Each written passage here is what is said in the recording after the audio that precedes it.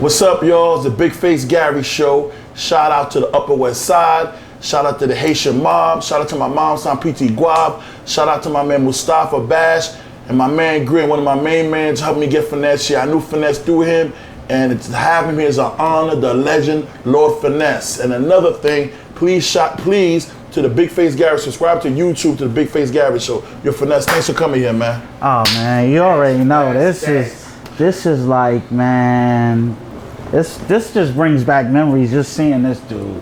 So this is gonna be a nice one. This is easy for me, y'all. This man is, not only is he my friend, he's a super legend.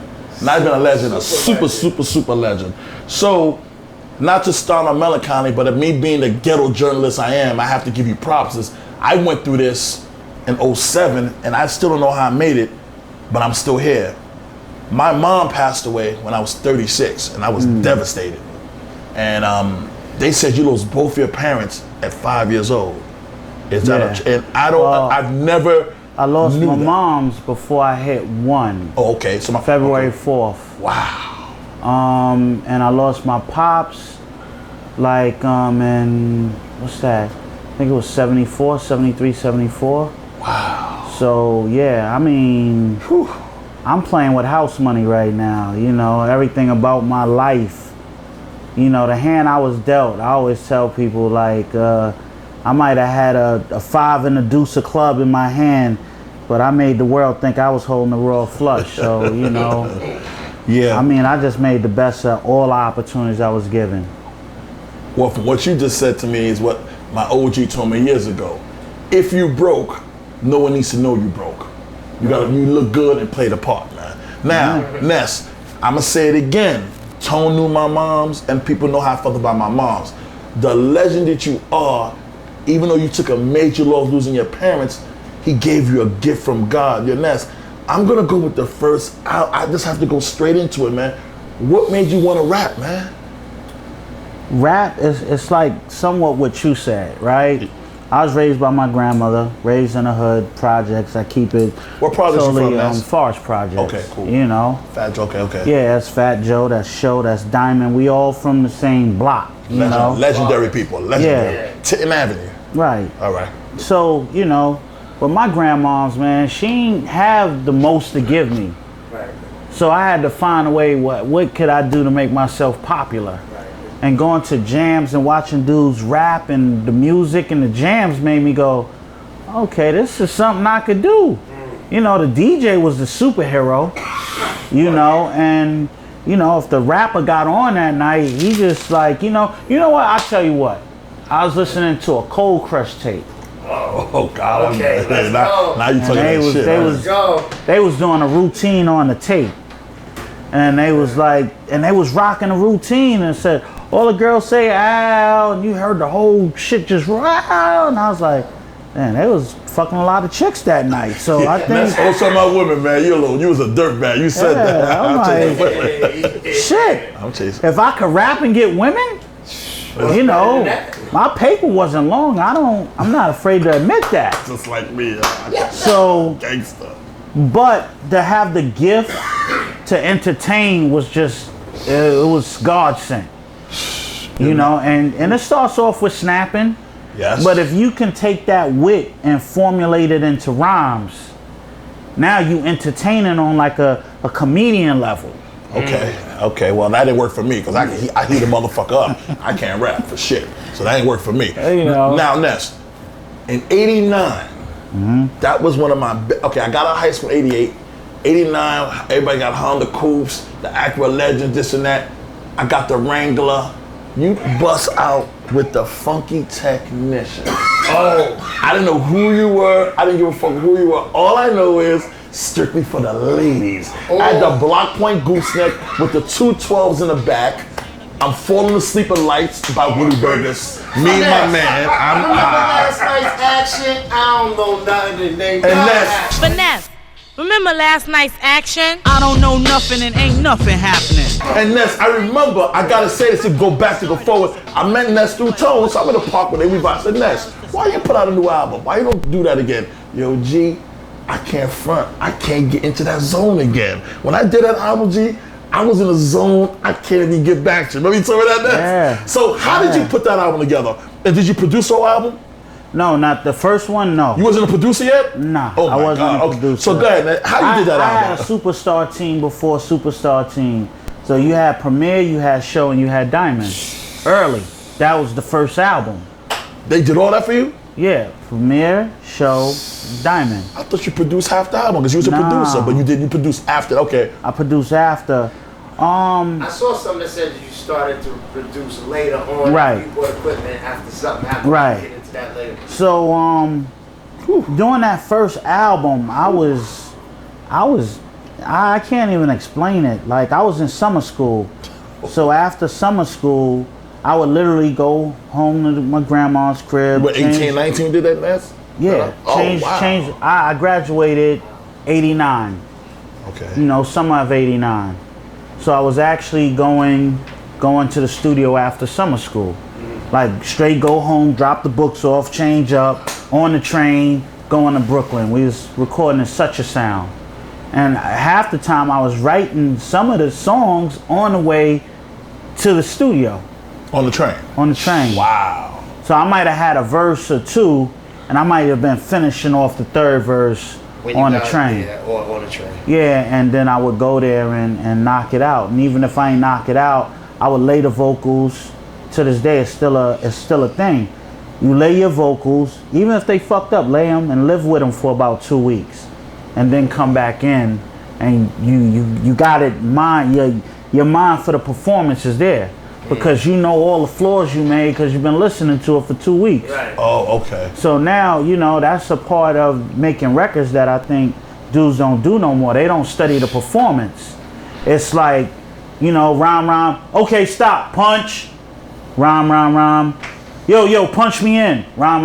I be in a crowd waiting to see an artist perform it. And a lot of these Because dudes, that's why they rhyme over the vocals, because they can't master the performance. At all. In our era with Kane and G-Rap, and you had KRS-One, you had to master the performance. What do you mean performance? When you're on stage? Or When you on stage, the goal is to sound like your record. Oh, okay. You just educated me on You something. know. Okay. and everybody can't do it. Like sound like, if you hear KRS-One, he sounds like the record.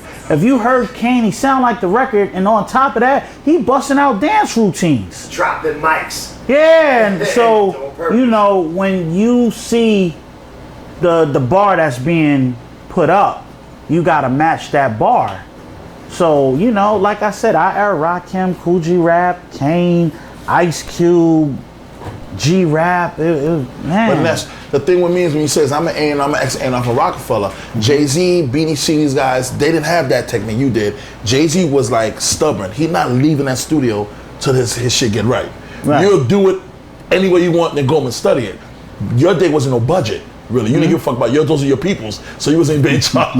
Yo, Def Jam it was still being, it was a budget. It wasn't like the $150 and $200 hours shit y'all was probably at, you know. Yeah, she was ridiculous. But Ness, I can't believe, I know for a fact, I listened to the album the other day. You don't sit home sometimes listen to that shit you were saying, man? That album, you ain't outdo yet, man. It's hard, I'm just being honest. I mean, I don't that's know. why, you know, I mean, I could put out a record. To me, right now, if I did it, it's more than just rhymes and beats. Okay. I done did that already. It has to be a story. It has to be a vision. It has to be, like, if I put out a project and I can't find 6 to 8 ways to get paid off of it, it's a flop to me. Yeah. You know, Ooh, so if okay. dudes is just dropping something to throw it out there and hopefully get a show, you ain't really banking on really being a star, you know, because I tell dudes, stop thinking global. I mean, stop thinking locally and think globally. You know, there's a lot of tri-state kings here, you know. You kings in the tri-state. Speaking globally, though, I've seen you just rock Russia. I was gonna ask you how you did that. That's, what is that, the V1 festival? That was the Battle of the Gods. Yeah, killed the it. V1. You killed that. Sort You was that out. rocking that. I see the part where the crowd was rocking with you, and them Russians was like, every word you said, even if it was nigga, It was rocking. What bugged me out about the Russia thing was it's in like a little arena. They built a little arena like some real Roman shit where it's a circle and it's levels. So I was watching, I think I watched Mos Def do it. Memories don't live like people do. They always remember you. So I'm like, okay, this is cool. He's rocking an arena. So I'm thinking like he had room to walk around on his joint. So I'm like, okay, when I do that, I already know how I'm a finagle it. Right. But when I came into that arena, they wasn't in the stands. They was all on the floor. So it was like I was performing in a big cipher the whole time. How long ago did you do that? I was there last year. Man, the year before. It Had to be 2018. It's like culture shock. Like, it makes me proud when I see how far hip hop has reached, and to see them rocking to you like that. I'm a rock to you like that, but to see them rocking to you like that, like that's like, how do that feel when you go someplace like that and you see these people receiving your music like that? I mean, I'm amped from the minute I get on stage. Like I'm amped because in my mind I done went over the show maybe about 9-10 times. So I kind of know the highlights of what I'm gonna do that's gonna freak people out when they, you know, and you know, to me it's like breath control. I ain't have no hype man, I'm dolo. That's what was amazing about it. Okay, Ron, I'm about to get crazy. I don't hear this shit. Well, let's go. Finesse, Ice-T disrespected your career. He signed you. He was the dude. This Gary talking. This ain't you. This is me talking. That's how I feel. So I'm gonna clear that up. Big face Gary. Big face Gary talking. I'm not to turn up what I like to do. Right. Now Ice-T's a superstar. He's big money. Finesse signs from his mentor, and he starts doing New Jack City everything, and he kind of curved from you. And to my opinion, again, that's you gonna fix it if it's wrong. I watched him curve from you. My research with my boy, my producer, Ron, the producer, and I felt he said he left you for dead. In my opinion, you fought back your way, and I know you ain't gonna shit on him. But Ice-T, I feel like you could have did both because your money's long. Put him in the right situation, but you started acting, did everything, and I feel like he didn't put what he could put into you to make you big. I think he started a rock group that was trash. Body count, they call it. I think they went gold a couple of times. That don't mean you go gold. That don't mean they hold up. All right, let me. Let's go. I'm going straight. Good. This is my buddy. I'm going straight at him. Shit ain't like that. They was in top. They went gold, but good. I'm gonna tell you what it is, right? With Ice, I could never front on Ice, right? And I'm gonna tell you why. Because before I signed the Wild Pitch, he wanted to sign me before I signed the Wild Pitch. I was already signed. This was during the seminar Who were you signed of to? 1989. Wild Pitch. Oh, you were signed to Wild before? Stu Fines. Okay. So I was signed. He wanted me back then. And he said, yo, man, if there's anything I could ever do to help you, let me know. Now, I was on Wild Pitch. My fault, Ice-T. I was on Wild I try to Pitch. take your head off. All right. Let me finish. I was on Wild Pitch. And I just remember the records buzzing, but my account wasn't buzzing like the records. So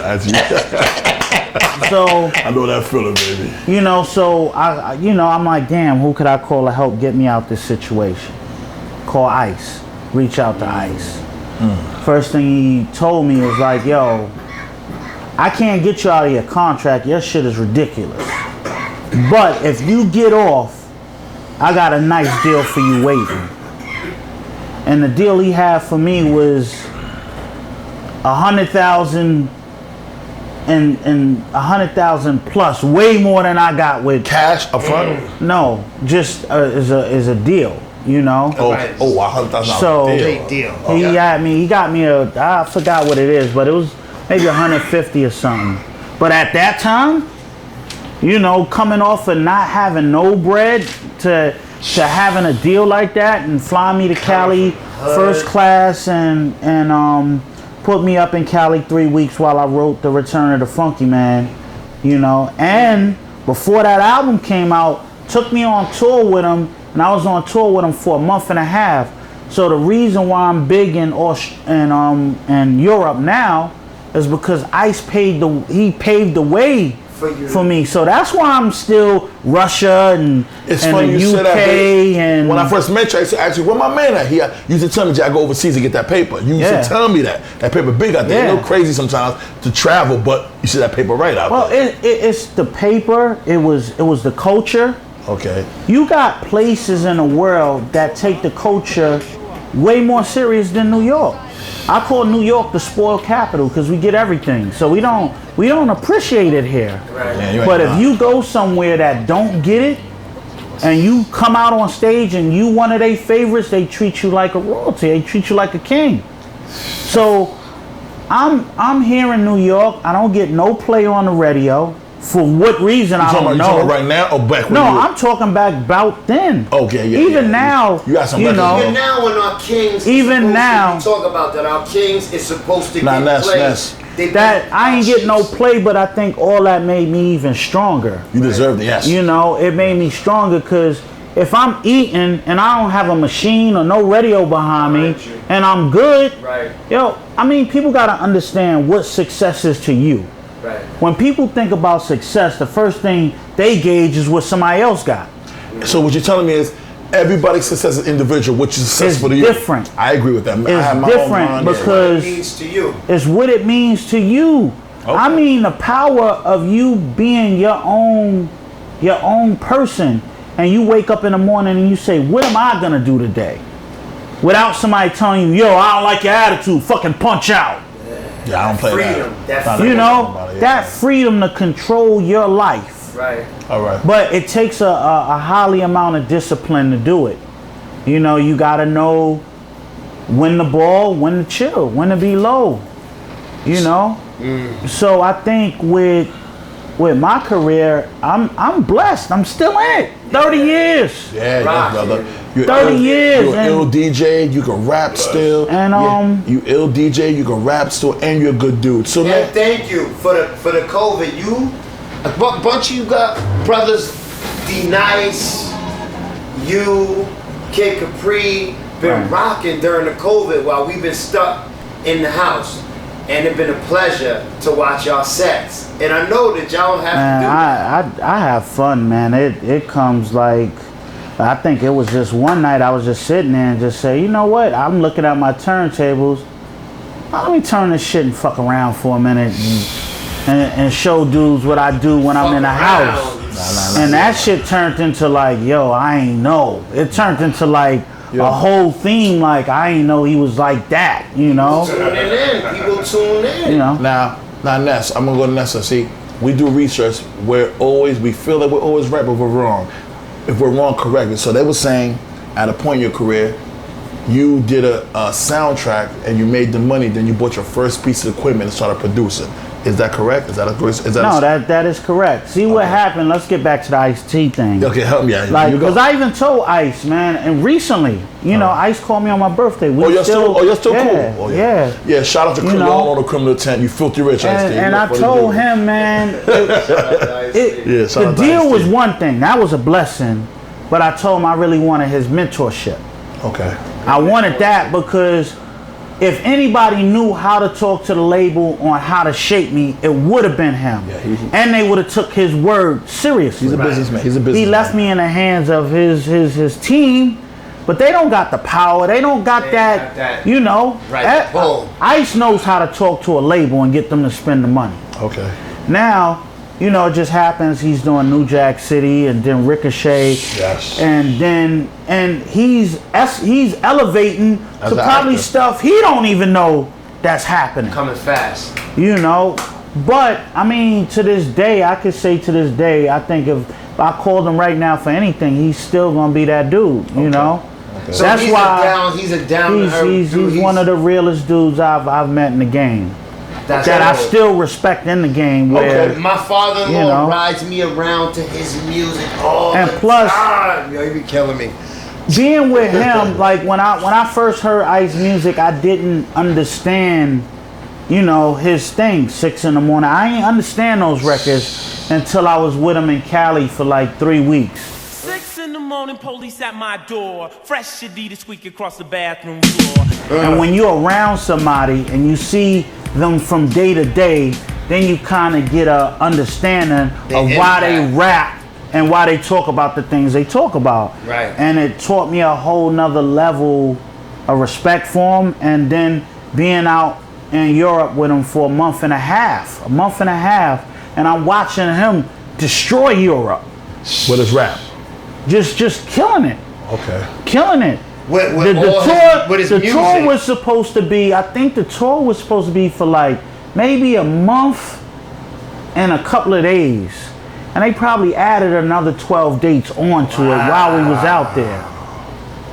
So watching this, you know, everything about Europe, I learned from him. So it was crazy to come back and like during the awakening and those joints, and you hitting venues that you hit in 91 that go, oh shit, I was here before, you know? But now it's your show. Yeah. And you the headliner. Wow. So, man, I've learned a lot from him. His wisdom is, his hustle game is ridiculous. It's to be commended. So now let's ask you a question. You said that you got to go back to ITC. But in me being ghetto G-note, Haitian G-note, and the journalist that I am, you still didn't answer the question about the soundtrack, and you bought your equipment. Okay. That's what I want to hear. The soundtrack started off with You Know What I'm About, right? What movie was that? That was from the Trespass soundtrack. Okay, cool. Knocking niggas off. Check it out for those that know me. Y'all wonder why I always play low key. Okay, the original version had me and Bigl on it. Oh, that's a big question. Right? Answer that question. So, what happened, I was on a Source tour. So, I had, did the song, I submitted it. I found out a couple of things. I found out, right? So, I'm on the tour, I get a call, they don't like the song for the soundtrack. Shit. So, you know, and who's this Big L dude? Shit. You know, that's before L was L. So, it's like, yo, he's dope and the song is dope. Nah, you gotta do it over, or, you know, you ain't making a soundtrack. So I'm pissed because they gave me, my manager at the time told me that the budget was for $15,000, and I came to find out it was $25,000. And I'll tell you how that came about, because I'm like, I'm on the road and I'm like, yo, man, fuck, man, if I gotta go record, I ain't gonna have no fucking money left, man. Yeah. Because I just paid the other dude and this and that.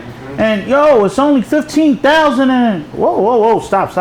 Who told you it was 15,000? Said the manager. You gained. No, your shit was 25,000. Your manager was robbing you?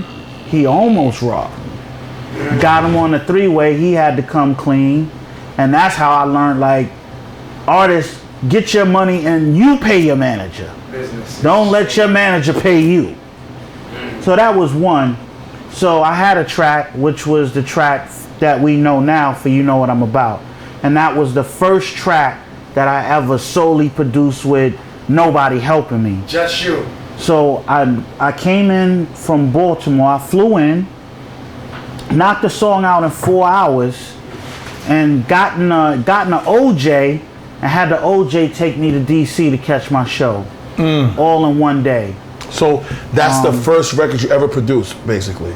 That's the first record I produced with no help. That was the very first joint where I was in there and I ain't have like an engineer. Can you loop this? Can you do that? Was your equipment bought already?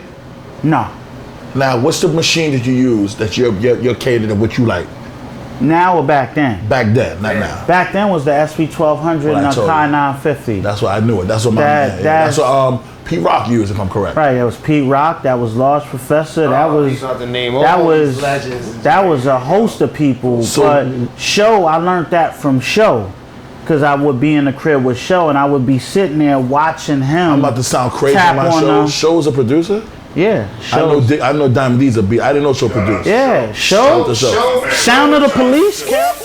That's the sound of the police. That's the sound of the beat. KRS-One. Sound of the police. Well, you see how real my show is? If I don't know something, I admit it. Excuse me, y'all. I ain't know. Just a friend. KRS-One, just a friend. We can count the door, kick a flow, chill out watching videos or acting really silly, yo, but really don't. Wow. Now he got some records. Show and Diamond D, if I'm correct, they started, but you bought everybody, didn't you? Like, it seemed like you kind of bought everybody, most of them. To dig it in the crates. To dig it in the crates. It was organic. It wasn't like I was recruiting. You was in them streets. I was just like, everybody. I was just like, it was me, Show, A, and Diamond. That was like the core. Okay. So now I got Bigl over there fucking me up. Well, Bigl. You're around my life too. Hate to say it. Well, it was Joe, because Diamond was doing Joe promos for Red Alert. Oh. And then Fat Joe got a deal with Relativity, and Joe was there. Okay. Bigl came about is because I was doing an autograph signing in 125th Street. On 125th Street at a store called Rock and Wills. Okay. So that's where all the mixtape people was at, and they was doing the mixtape hard pack tapes and all that. And I'm doing an autograph signing. This dude and this other dude come in, right? L and his man. L too cool. He sent his man over. Yo. Rest in peace, Big L. My man want to rhyme for you. So I'm like, yo, man, I'm gonna give him my manager number. You know, tell him to hit my manager, and you know, if my manager tell me good, you know, let's get fuck with him. So he sends, dude come back, didn't come back over. Said, fuck that. He won't rhyme for you now, and if you don't like him, he'll never fucking bother you again. It's like, all right. They had a setup in the back of the store, turntable. All right, let's go in the back of the store. So somebody was cutting, and he was rhyming. And when I was hearing him, I was like, damn.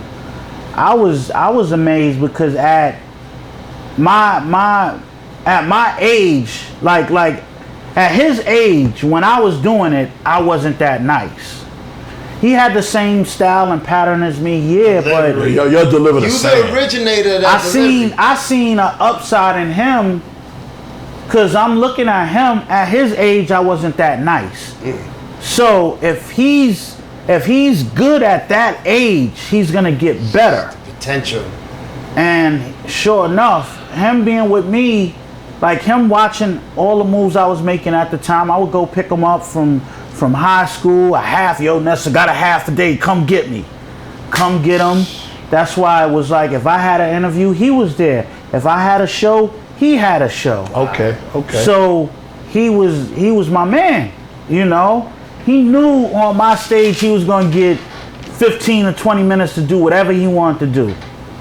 And with that, he just started to his wordplay, first of all, being an artist, it's the wit. It's not just the wordplay. Punchlines. It's the shit you think about and put together that make other people go, damn, that shit is crazy. How do we think of that? And that's how I was looking at L. The shit he was saying, battling me is like fighting a gorilla in the phone booth, that shit is crazy. So much respect. So then people want to know why I'm so fly. Girl asked me for a ring and I put one around her whole eye. Like, his wit. His wit was crazy. I'm sicker than a nigga that's in special ed. I suggest you spread pretzel head before I turn your white sweatsuit red. So L was special. I knew that from the moment I met L.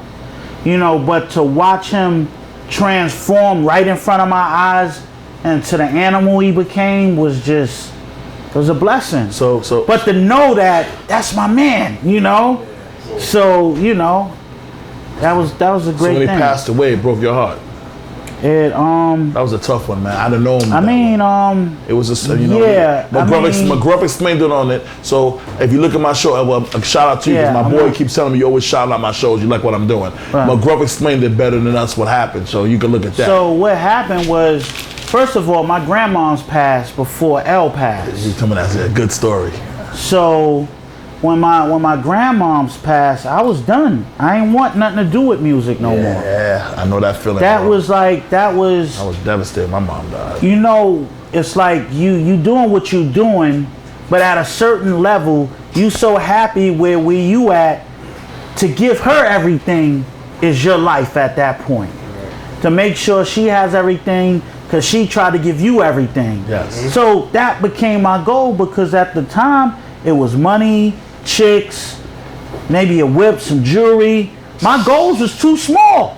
Yeah, hold up. I got you one question. I asked everybody this. I remember what's your first car you copped, yo? And you felt good about life. You was coming through like, what? I'm doing it. I think when Expeditions first came out. Okay. Damn. Okay, that was hot. Okay. The Black Eddie Bauer edition. Yeah. You know? The leathers Yeah. Okay. I tell everybody that. Okay. And it took me a while, because I was OJing it. Anybody that knows me in those early years know I wasn't driving. I would have an OJ on hold literally for the whole day. Man, because most of my money back went then, to, that was 150 a day back in the day. Yeah, that was 150, 200. I mean, if I met a chick and she lived in Brooklyn, I would go. But the OJ nigga, you can't go nowhere until I come out. He's sick. So yeah, if I came out 5 in the morning, I'm ready to go now. Cause I ain't really trust nowhere where I was going. So we had an Eddie Bauer. Okay, that's always a big question to ask. Okay. Fat Joe keeps saying on interviews, yo, he keeps saying all the time, he be like, yo, if it's digging in the crates, and you know how he be on his interviews, but for y'all, he be like, yo, if it's digging in the crates, I do it right now, for free, no money, it don't matter, those my guys, I love them. What's taking so long? Why we can't get that? Why we not blessed with that? That's real, but what it is, and he's 1000% right. But like I said before, it has to be bigger. I'm not coming out to do no fucking mixtapes or so short shit. If we gonna form Voltron, let's tour. Let's do something big, man. You know what? Let me do this for next. Let's take over the world. Les is a humble motherfucker. Hold up, Ron. Let me do this. You This is the Big Face Garage. I'm very aggressive. Let's do it. What he's saying is, Fat Joe, you that brother, you got some paper. I need to eat. If I'm doing something big, we family, but I got a bigger picture. We gotta eat. And we could do 7 different things. A soundtrack, this, well, that. It's that, but you know, you're not wasting your time. You're not gonna waste your time. If the fans want to see it, let's give it to the fans worldwide. Like, you know, you got me, you got A, you got O, you got Diamond. You know, who wouldn't want to see that? No, y'all got some shit going on. So I'm like, and it's not just Joe, it's just anything. Even myself. When I do this next album, it has to be bigger than life. You doing another album? Yeah, I'm doing another album. My goodness. Well, Ness, let me say this in front of my show, because you my brother. I mean, you get along. When you do that album, can you come in and play a couple songs for me? Yeah. I know you don't get shy, niggas. I seen you rapping yesterday. My man showed me. Let me tell you about him. That's Ron, the producer. I'm the show. I talk my shit, but he does research. That's my man. I saw you rapping the other day. Yo, you back, you motherfucker.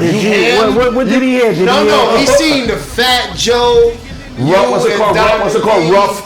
The rock shit. I said he was like, he's still nice. He was like, he's still yesterday. Nice. I was about to say that's the. He put that. He's still nice. I'm being honest with Finesse. I got a lot going on. I'm the show, but this is mine. Without him, I have nothing without Biggie. Y'all already know, check this out. When you're tired of listening to frauds, auditioning for broads, my shit religion, you need to get up on the Lord. I'm being honest with Finesse. I got a lot going on. I'm the show, but this is mine. Without him, I have nothing without Biggie. He does shit. I saw you rapping. I said, hold up. So what happened? That's you can't. You lying. I tell me you smoking weed with Greg. You drinking or something? Because you came back to your shit, nigga. Nah, you sounded good, real good. That was, what sparked that was because really, that was something I was writing. D.I.T.C was supposed to have a BET cipher. Okay.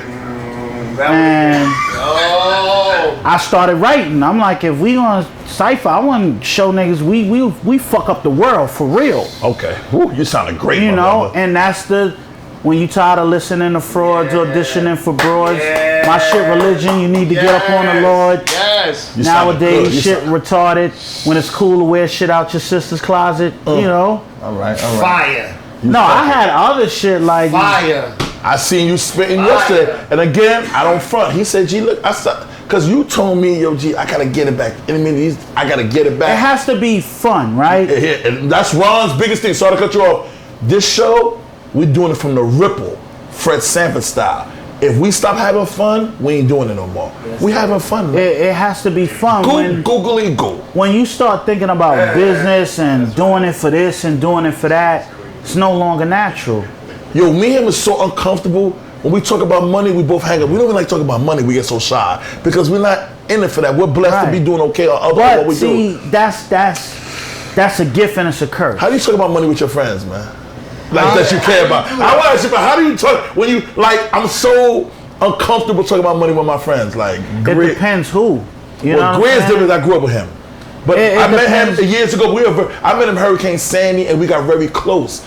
But it's just that we feel, you can help us. You're OG. We feel money makes people act funny. So we were talking about something the other day. We don't like people who love money. You love money. I can't fuck with you, Ness. And it's scary. And Ness, you don't seem like you love money, Ness.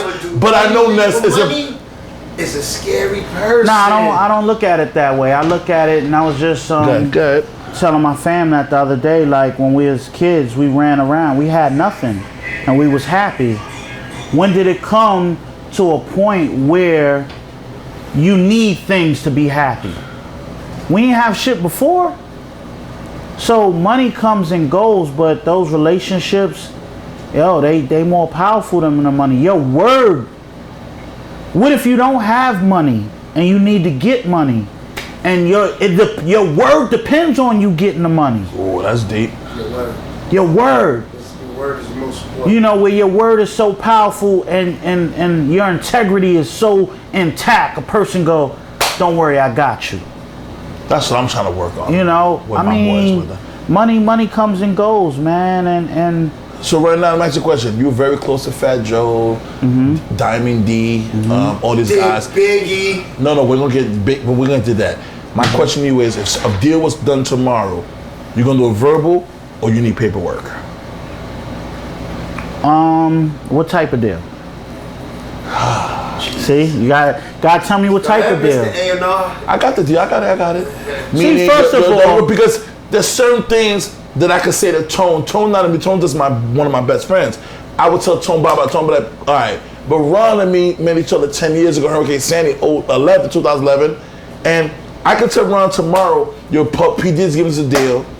I'm gonna do 70-30, no contract. I tell Big. I think they'd be like, okay. But if I tell I don't know names. I know brothers in the hood. I know. Nah, Johnny's one. I would get turned off. Yeah, I mean, you said what type of deal? That's just for me. I don't know. It depends the type of deal, man. I mean, during our whole career, we done did so much shit for each other that doesn't have nothing to do with money. Okay. So you know, but if money comes in the equation, business is business. I mean, you have to be able to sit down and talk. If y'all really love each other, then talking business shouldn't be nothing.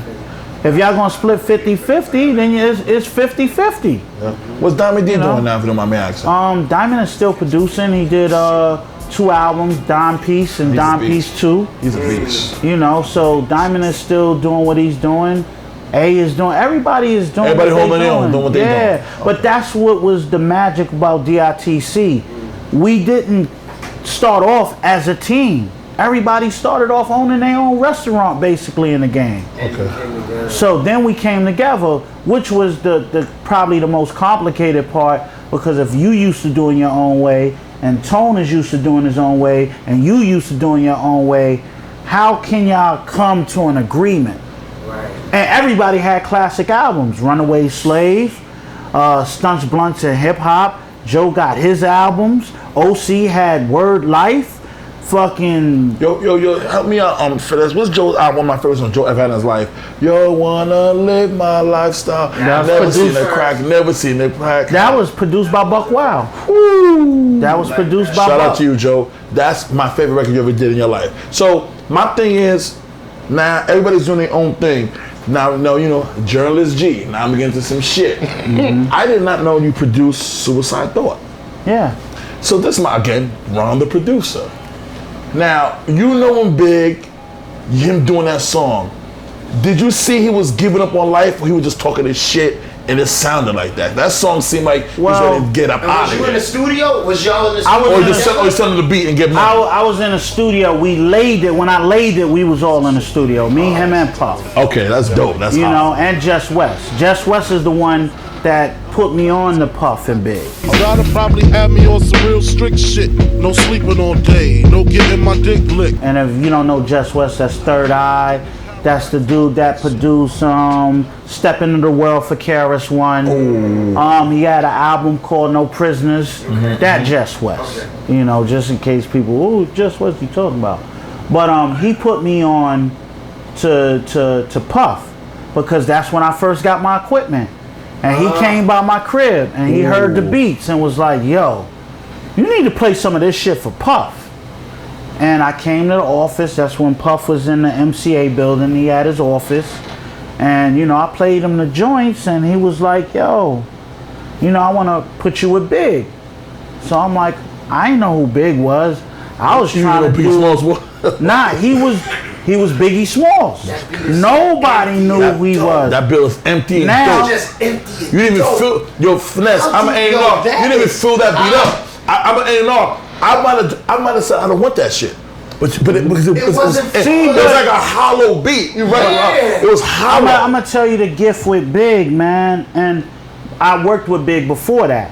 You got to think about the Party and Bullshit off the remix. You killed that shit. You know, and you got to think about Come On, Motherfuckers, Come On. That was done before Suicidal Thoughts. Okay. That just didn't make Ready to Die. It came out on Born Again. I got 7 Mac 11s, about 8 38s, 9 9s, 10 Mac 10s. The shit's never end. So Suicidal Thoughts, I played Big a bunch of stuff, and he just picked that one and said, yo, I got a vision for that.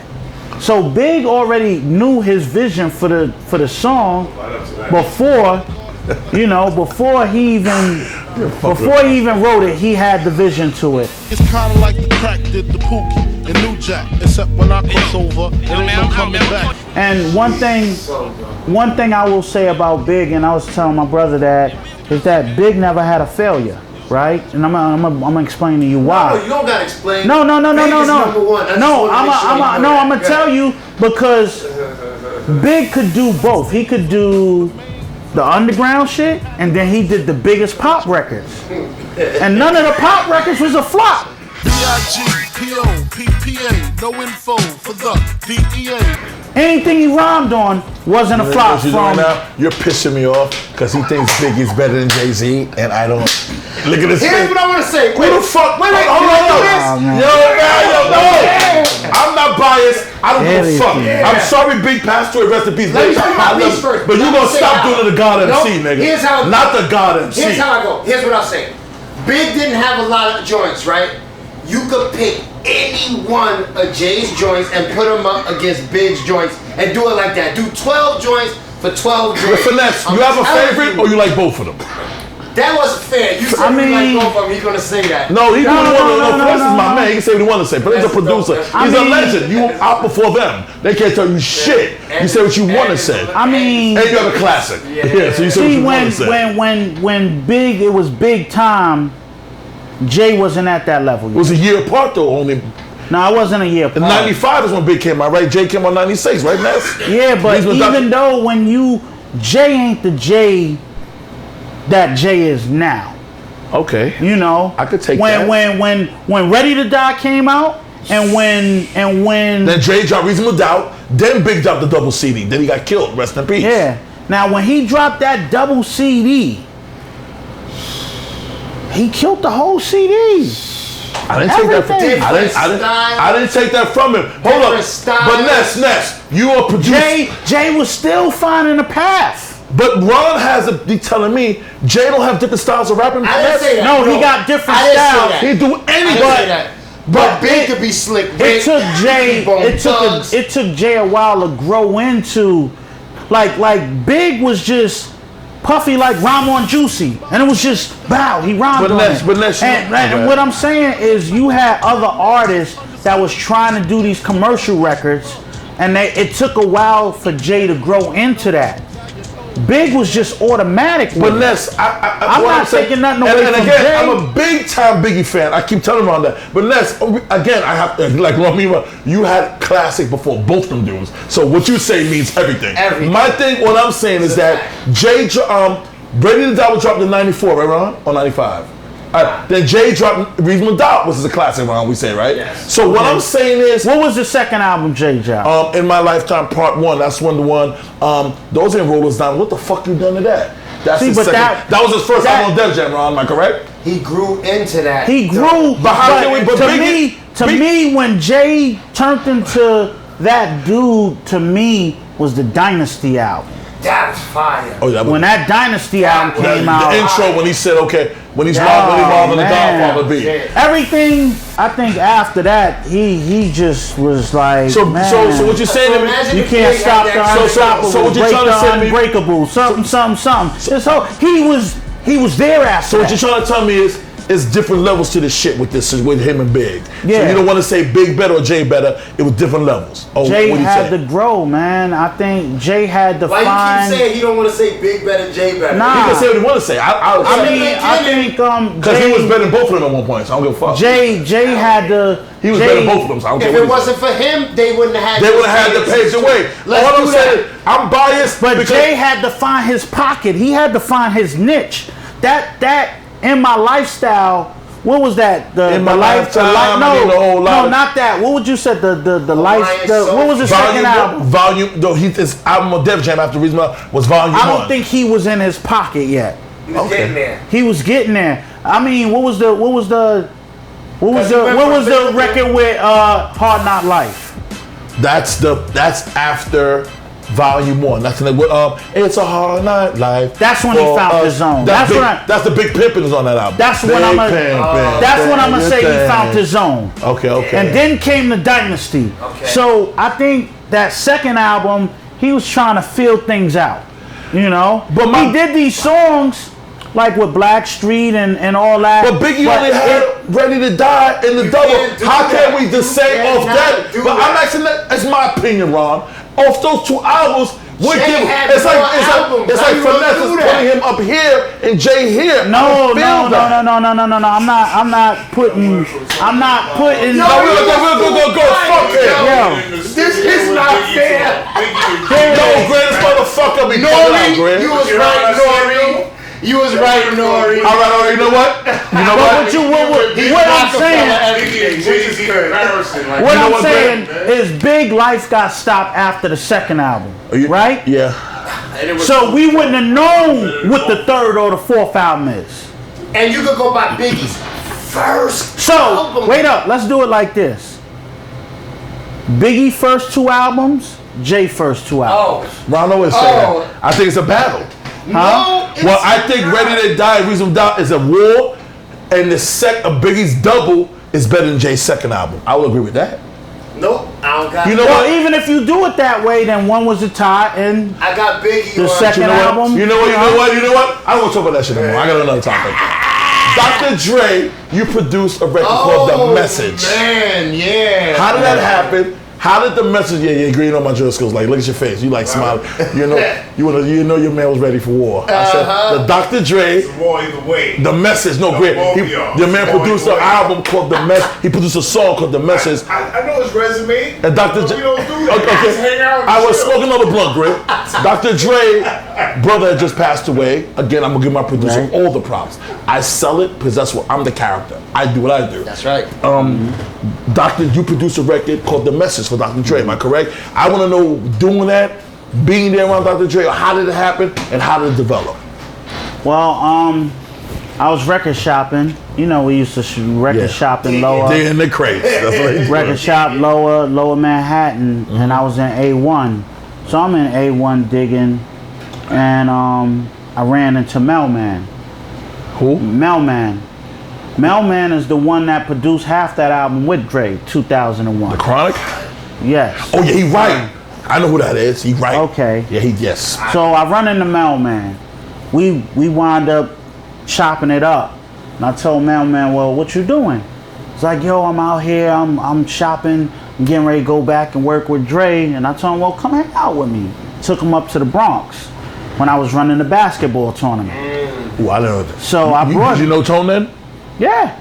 Wow. Yeah. Deep. So okay. Melman is in my hood chilling with me, and he went back and told Dre, "Yo, I met the Lord Finesse dude. This nigga is the coolest nigga ever." And Dre was like, "Word?" He's like that.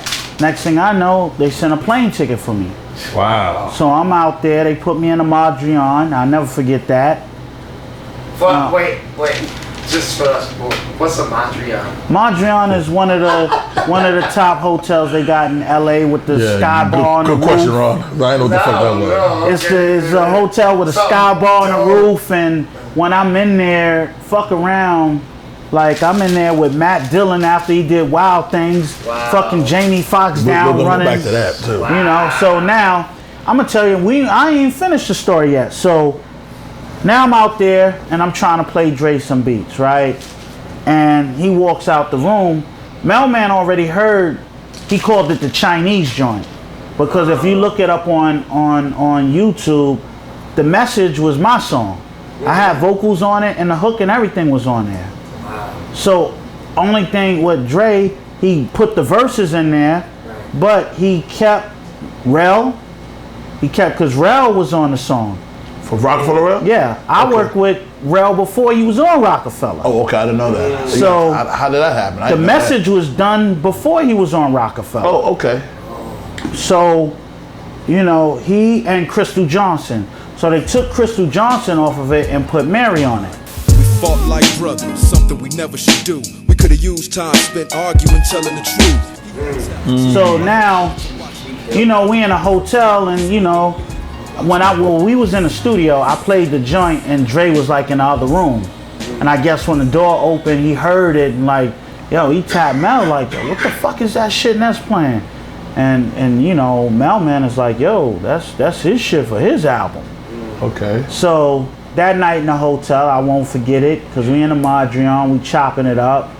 Mel said, man, I got good news and I got bad news. And I'm like, well, fuck it, hit me with the bad news first. You know, bad news is, you know, Dre ain't really picked under the beats you played. So I was like, all right, well, tell me the good news. Now the good news is, man, he fucks with you like that. You know what I'm saying? And, oh, by the way, he wants that Chinese joint. And I'm like, what you mean you want the Chinese joint? Like, he really want it, like, for his project. And he told me, well, what you want for it? And I was like, damn, you know. Shout out to my man Gray. He feeling good over there. He getting it in. I'm sorry to cut you off. Now. But I'm gonna tell you. No, something you gonna say. I'm gonna tell you, that same night in the hotel. You had gave Dre the beat already? Nah, I ain't give it to him yet. The message is not that was the next day we sat down and we talked about it. Okay, go ahead. But we hung out with Grace Jones that night. Ooh, love it. Journalist G. Y'all can't sell this shit. We hung out with Grace Jones. Like, she literally came to the room and was... she looked like a nigga. Where'd you hit Grace Jones back then? When she was in Conan and all that. Yeah, hell yeah. Yeah, but she hung out with us. Literally came to the hotel room, drank, chilled out, you know. And I was like, yeah, this shit is crazy. Cool as fuck. Okay. I got a picture with her, so you know, but it was a good time. So next day I go in the studio and I meet up with Dre. You're in LA? Yeah. Okay. And you know, he was just like, yo, what you want for it? And you know, I ain't gonna discuss the price. No. You know, it's so funny. That's what I was about to ask you. Because back in my day, Kanye wasn't giving beats away for free. You wouldn't get on so bad. But you was fortunate. You didn't have to do that, I guess. He gave me more than I asked for. Oh, okay. We don't talk money. I set a price, and he was like, "That was it." You was mad, right? You said, I thought you wanted more. You know, and he was like, he put, I think it was another 10 or 15 on to what I asked for. So, you know, I was like, and I can't front. The price was crazy, but the check, that first check, man, that first check will make you walk to the bank in your bathrobe, you know? Yeah. Well, Finesse, Ness, I'm gonna say something, Ness. You deserve that shit. You a monster. You did a lot of shit, man. I went to the mailbox and was like, yo, this shit can't be real, you know? I got one for you right quick, and this just happened right now. Who you got? Jada or Fab? They was both amazing. Did you get to watch it? Yeah, I watched it. You could have, yo, first of all, I'd be so happy when something like that happened with our culture. You know what I mean? That was dope. And, you know, but from a lyricist standpoint like you, but who you think got that one? There's a battle, no political correctness. I mean, I'm Jada all day, man. I gotta respect it. I'm Jada all day, man. And you know, now I'm gonna tell you why. I mean, straight up, I'm the Locks all day. You know what I'm saying? So anytime I see any one of those dudes, man, whether it's Style, whether it's Chic, whether it's Jada, that's my team right there. Oh, I know which one. He was supposed to do. I saw an interview. You were supposed to do. You and maybe Primo was supposed to do something after Bigl passed. Did that ever come about? Well, what wound up happening is when L passed, you know, I said his mom's up with a lawyer, and you know, got the estates right, you know. So Pinky, you know, we would do anything for Pinky. So, you know, with that situation, it was just like, yo, let's do something incredible with L's legacy. So the money that's generated, his mom's is good. She's straight. So we was like, yo, let's do an album. So we had the mindset to do it. We was calling in all the big guns, all the favors. If I had to call Dre, if he had to call Jay, Nas, whatever. This album had to be the greatest album of all time. Which album you talking about right now? You threw me Big L. Oh, yes. You know, after so what wound up happening is Pinky passed away, the mom's. Big L's mother. Right. So it was like, well, who are we doing it for now? Because we was doing it for her. Right. You know, and you know, at that point, is nobody in charge of the estates. You know, so it made no sense to do it. Okay. You know, so that was well, I got another one. This might be a little sound sensitive, but I know me and you can close. I'm gonna close them. I don't want to know what you got. It's not my business. After you and Macmillan with that situation, did y'all talk? You and him went through something, the lawsuit.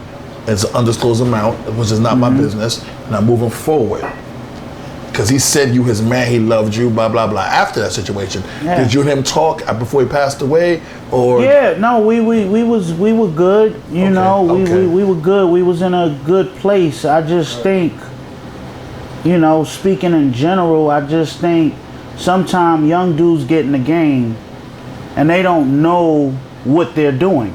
Okay. You know, so with me and him, what we went through was one thing, but I think, how can I put this? Because I'm not supposed to talk about it, but I'm just saying like this, right? Let's say I'm talking business with you, right? And you don't understand business. Okay. You know. So I go to your label and kind of correct things, you know, with that song. Because the song was on different platforms. The song was registered to BMI. Like the song was, it was taking places. And all I tried to do was straighten the situation out. And the people, I see what you're saying. The people I went to made it worse. You know? Yep. And then that lawsuit came about. So nobody knows what went on that took that lawsuit to that The problem point. is, it wouldn't have got that far if it would have been handled correctly. And you tried to handle it, and I knew that. I didn't tell you that, Ron, because I know him. He's not a piece of shit. He would have solved it easily, but it got too crazy So he had to do what he had to do. The middlemen and all that. Oh, fucks everything up always. Always does that. Right. So, you know, I was trying to get to a certain point with it where I know he don't know the business like that. But you do know the business like that. Right. And that's where certain things were said and it went there.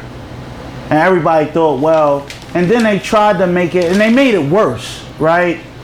Because we going through something and you trying to tarnish me. Oh, Mac Miller? No, not, I wouldn't say Mac, but the story they putting out there and they publicly pushing it so hard. And they doing it to break me. Right. Where you doing it to make people feel a certain way about me, which made me more mad. I respect that. Like if now we could really go all the way now. You know, because y'all doing something and y'all know y'all wrong for doing it. Gotcha. And my name is on it now. You know what I'm saying? So I can't let it go now because you put a story out that was just fabricated, it wasn't real. Okay. And you got people looking at me fucked up. So it's just like, you know what? Let's just go there. So we went there. So last time before he passed away, did you speak to him a year before that, couple months? I still got Mac messages in my phone. Wow, that's good. That's and deep, I could tell you, D.I.T.C.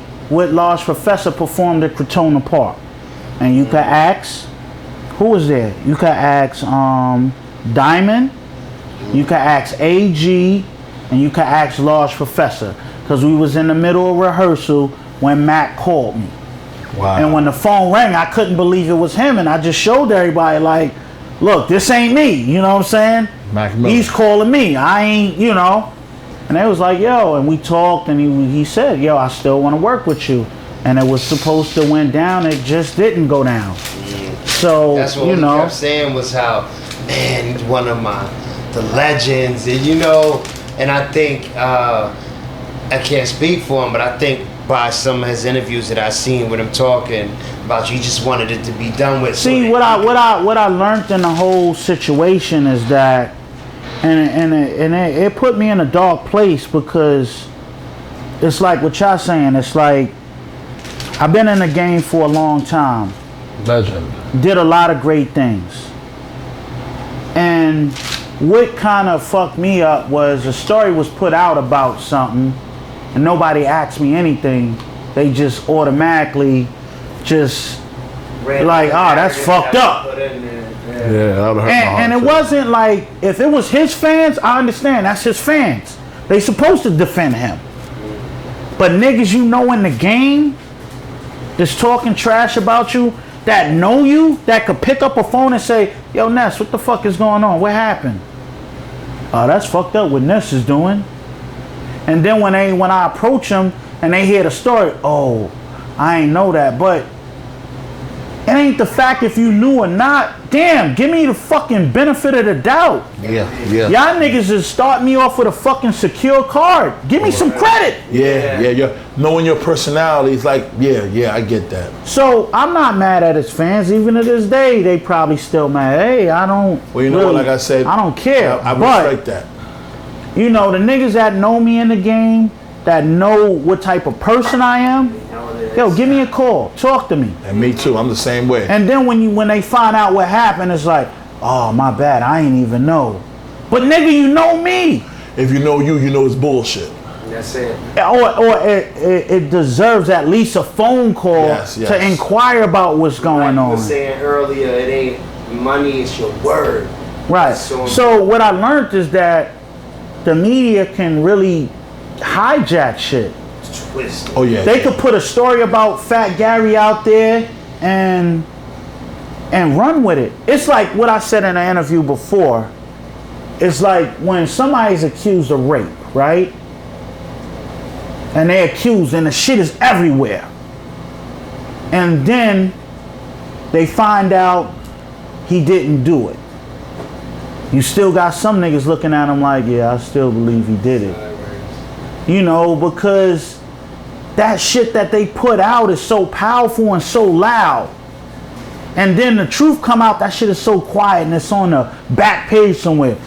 He was found not guilty and he didn't do it. And you still got niggas running around thinking he did it. And that's how I felt about the situation. Like right now, it's just like.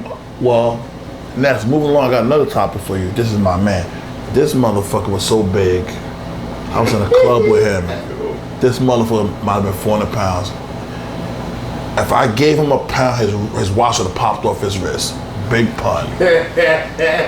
What's your relationship with him, man? Nah, Pun, man. Did you know him? Of course. Rest in peace. Yeah, I need to know the story. Course. Did you ever get to produce something for him? Anything, or you didn't get a chance? Nah, I was supposed to. We supposed to. He always quoted the Nas line, Finesse, keep a tech 9 on my dresser. Finesse, keep a tech. He was like, yo, we gotta do a record, and I gotta be the hook. That's what he kept saying. That boy's a lyricist. So that Boricua motherfucker rapping. Pun was ridiculous. So you never got a chance to do it with him, but you knew Pun very well. Pun from Flawless Project too?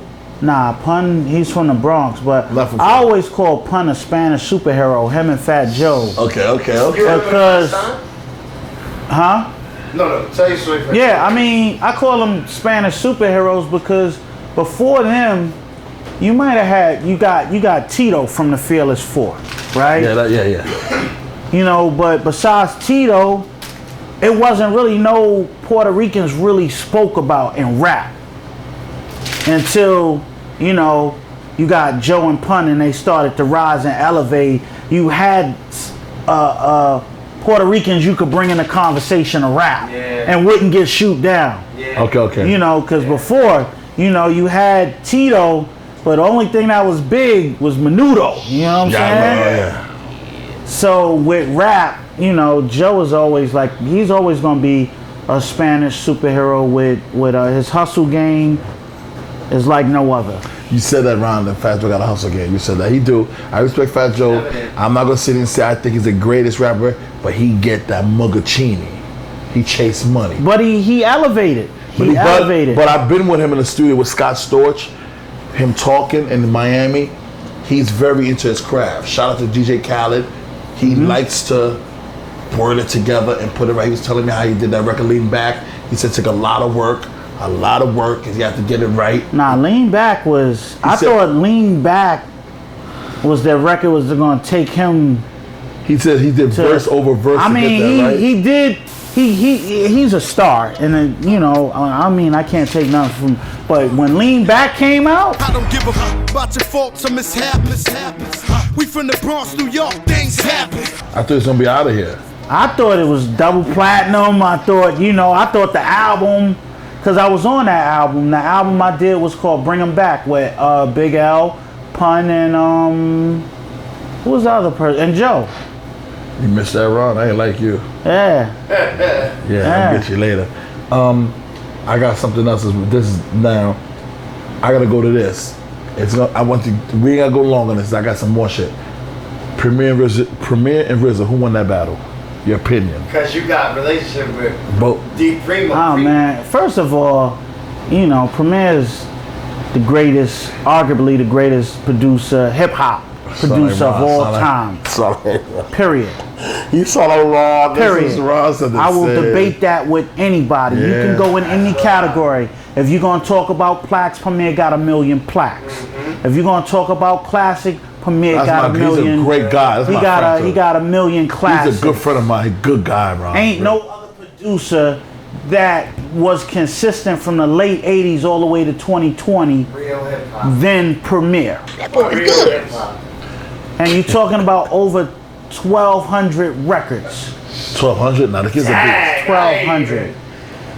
So, Ron's a big I don't take nothing from other producers. Right. This is my claim, and that's what it is. I mean, if you want to debate, we could debate. Well, you know what? You're a producer, so you could battle that. But now, that was a great question. Now, this is the biggest one that Ron hit me with this at the end of Premier. Raw Finesse, you was coming upstairs on this one.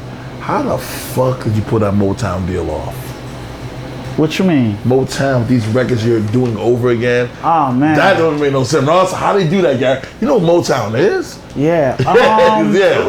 Yo, my God. It started off what we was talking about, DJing. Like, cause I was in LA. I was doing this spot I love to do in Chinatown, LA. It's called LA Boombox, right? Okay, I don't know about that. We gotta go out and there. I'm in the club. Love this spot. I could play whatever. The crowd is there for it. So I'm rocking. Different remixes I did. Right. So now I get off the platform. I finish the night, and I'm talking to Andre Torres. He's one of the executives at the time at Universal. Okay. He was like, yo, you played this Michael Jackson shit, you played so-and-so, you played this. What was all this shit you was playing? I'm like, yo, the shit I be doing when I got time in the crib. And he said, yo, you ever thought about doing a project like that? I said, you serious? He's like, yo, I'm serious.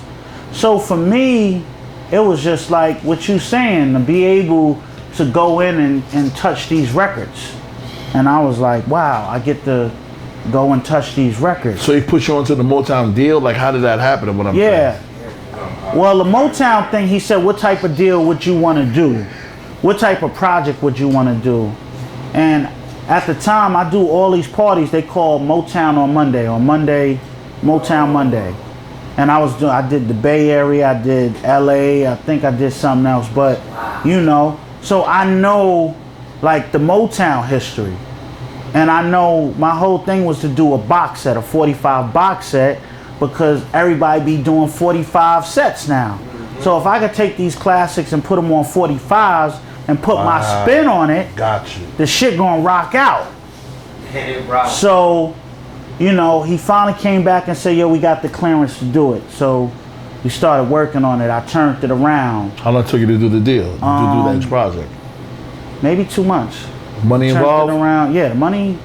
It wasn't a lot of money, but I kind of did it to show, you know, you just get tired of getting pigeonholed like you only could do a certain thing. Okay. Versatility. Like, yo, man, all he does is boom bap. And it kind of destroy opportunities for you to do other things because they think you can only do one thing. Right. So I took that project, and I know they ain't know what I was going to do with it until I was flying musicians in and I was flying out, getting with people, so really working on it. So the money could have been better, but you didn't care about that, but you did. They did let you do whatever you wanted to do. Right. That's a good thing. Right. That's a good thing. And, okay. Well, I got to play around with the Barge sessions, the Marvin Gaye. Can we buy that right now? Yeah, it's on I was very impressed. He let me hear it. It's on Spotify? It's on Spotify, it's on Pandora. I'm gonna pay for that. Deezer. You could download it off iTunes. You mix the this 45 box set come out in July. You could pre-order that on Amazon. But so what I'm saying, Finesse, you're not money hungry, but it gotta make sense. You don't mind, everybody gotta eat. You're just not working for free. Nah, I don't believe in that, man. Nah, I don't believe in that either, though, actually. Your time is money. I work for free right now because I'm a new jack, I'm an amateur. But if all the stars, but you have a vision behind why you're doing it. And fortunately, that's what I had. My team is not broke. We're okay. We're not rich, but we're okay. But we have a vision. So hearing that from you, Ness, I know it's real. So now I got a great question. It's not even a great question. It's regular. How did you do that beat for Brand Nubian? Ron, it's called "Come On, Ron." That's which one? How many records did for Brand Nubian? There's a record. Oh, you talking about? You talking about Notorious Big? No. With Brand Nubian, you did a beat for Sadat X. I did a couple of things on. See, Ron, what's the one you just played for me? Is it called "Come On"? You talking about? It's you love. talking about the Lord Finesse Grand Hoover, the main source joint? You talking about? Oh, Actual Facts. There's a record called "We Played It." Yo, what's up with Actual Facts? Yeah, you talking about Actual Facts? Actual Facts, yeah. Yeah, I spoke to Pooba the other day. Did you? So why you not? We see Sadat X, we see Lord Jamar all the time. But why we don't see Grand Pooba? Pooba being a cut. I'm actually working on a record with him and his son. Wow. You ever heard of Sun Ron? Sucker Rap? Oh, for you. His son got a. How old is his son? About 18, 19, 20? A young boy? I don't know the exact age, but his son got swag.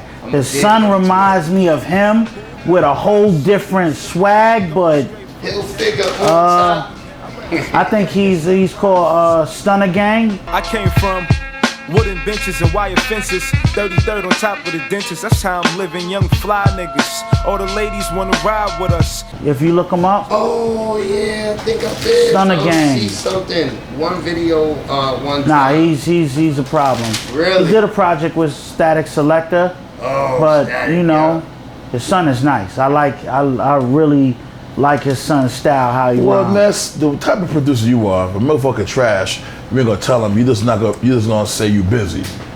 Nah, what they gonna do the record? I know you expanding your horizons and you doing different things. You've evolved, man. But boom bap is making its return. Well, to me, West Side Guns. And I just all of the believe in Griselda. good music. Good music. I don't want to put it in a category You don't wanna pigeonhole it. like boom bap. Like, you know, boom bap is just a fraction of what I do.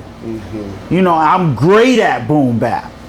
You know, but I don't want to be like, that's all he could do is boom bap. You know, and that's why I took on the Motown project, just to show. And that's why I got another project called Soul Synopsis, Adventures in Music, where I'm doing all live instrumentation. Wow. Drums, when everything. We expect that? Soon. I'm doing a couple of projects. Now, we kind of covered everything I want to cover on my end. Now I get to get on my bullshit. So, Ron.